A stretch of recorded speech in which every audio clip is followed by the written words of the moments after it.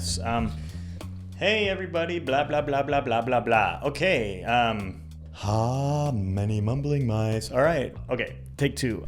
What's up, y'all? Anthony Clune here, coming at you from Brooklyn, New York. We're gonna show you today how to make your very own Hi-Vis reflective face mask with a kit of RydeSafe Iron-On Reflectives. Here we have the stripes kit. You're gonna need a household iron, and pretty much these things are quite easy to use, a little more hands-on than our regular old stickers, which are self-adhesive. We've of course made a nice tri-fold instructions. We've detailed how exactly to do this. I'm going to talk you through the process a little bit today, but please make sure to read this carefully. There's a lot of safety tips. You're going to want to use a fan, a well-ventilated space, but pretty much as the kits arrive, they have this yellow cellophane protector. This protects the adhesive side.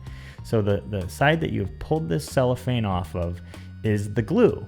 So you're gonna apply that face down eventually once we cut this sheet apart, or however you wanna cut it apart, is up to you. That'll be face down onto the fabric item, in this case, of course, the face mask. Here I'm using just a regular pair of scissors. You can use an X-Acto knife and a straight edge. We have a few other kit designs, the Hexagons and the dots and tabs, and also a smaller kit, 1-inch diameter dots, little circles that you can use, a little more straightforward. You can actually cut these apart. Here I'm not even cutting along the lines. I'm using like the longer strips in the middle and creating these thin little strips.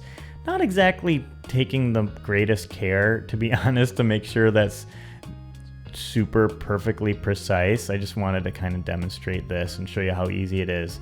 The level of precision really is up to you. This is going to look pretty cool, just with a quick slice with the old household scissors. So here's the first press. I'm going to hold this down for about 8 to 10 seconds. At a medium-high to high heat.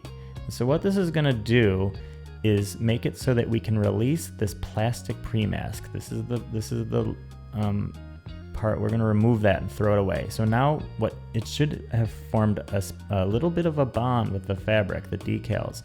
Now we really want to melt that glue, so we're going to go back at that same little strip with another 8 to 10 seconds of heat and pressure. You want to push that melting adhesive, it's a polyester adhesive, down into the fabric.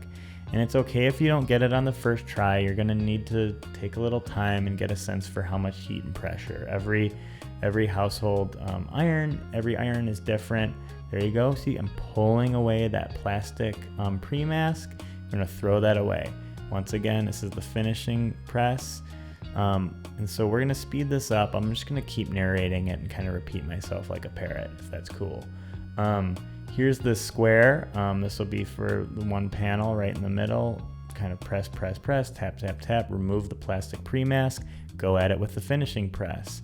Once again, put the square right there, press, 8 to 10 seconds, pull that plastic pre-mask away. Sometimes what will happen is that plastic pre-mask won't peel away easily. It'll pull the decals up with it. That's totally okay. Just put the tea towel or t-shirt right back on there and apply more heat and pressure.